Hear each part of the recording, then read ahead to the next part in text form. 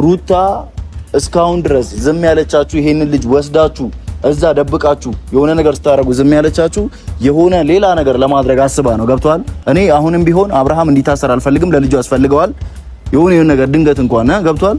2 አመት 3 አመት አብርሃም እዚች ጋር ቢታሰር ከላይፉ ላይ 2 አመት 3 አመት ይቀነስበታል። ያንን በማሰብ ነው ዛሬ ጠራው። ዛሬ ልጁን አምጥታችሁ የነበረበት ቦታ ማትመልሱ ከሆነ ነገ ጧት አብርሃም ፖሊስ ይዛለት ትመጣለች። ዛሬው ነው ፖሊስ ይዛለት ትመጣለች። እስር ቤት ገብቶ ከዛም በኋላ ፍርዱን ይከታተላል። ገብቷላ? ይሄን ነገር ማትፈልግ ከሆነ ደግሞ አንተ አብርሃም እንዲታሰር ማትፈልግ ከሆነ አብርሃም እንታስብልህ ከሆነ አብርሃም እሱ ይመልስ እንደዚህ ያድርግ ብለህ የምትለው ነገር ትተህ ራስህ ልጁን ወስደህ ማስገባት መቻል አለብህ። ገብቷል? እስካሁን ድረስ ሩታ ታግሳችኋለች፣ ዝም ብላችኋለች።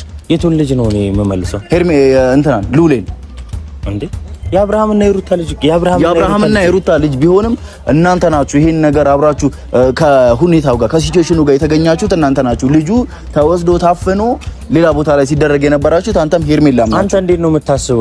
አብርሃምን ሊያሳስሩት ነው። አቤላ ልጁን ካላመጣ ግዴታ አብርሃም መታሰር አለበት። ሩታ ወደ ፖሊስ ጣቢያ ስትሄድ ነው እናንተ የደወላችሁባት ሲል እዩ ኢንተርቴይንመንት ተናገረ። ቤተሰብዬ ትናንትና እንግዲህ ሲወራበት በነበረ በተለያየ ዩቲዩብ ላይ አይዲያን ያዳምጡና እንግዲህ ደግሞ እስር ቤት ምን አብርሃም ታደሰን ማን ነው የሚያስረው? የሰፈር ሁርጋጥ ነው የሚያስረው። ምን ፖሊስ የለ? የምን ፖሊስ? ቡታጅራ ላይ እንኳን ፖሊስ አይደለም ሽማግሌ ያላየንም ማለት ነው።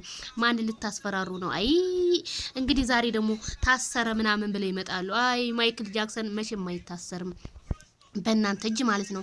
አቤላ ሲጀመር ምን አገባው እዚህ ውስጥ? ምን አገባውና ነው ልጁን ደብቀ ስጠኝ ምናምን የምትለው እንዴ?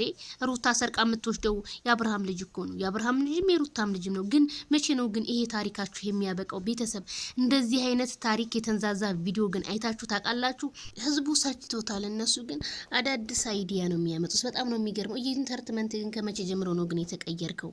በላስ ይዘውና አብርሃምን እኛም እንፈርዳለን ማለት ነው። ግን ሌላ አይዲያ ቅይር አድርጋችሁ አንጥታችሁ ብትሰሩ እንደኔ መልካም ነው ላለው ቤተሰብዬ። ላይክ፣ ሼር፣ ሰብስክራይብ፣ ኮሜንት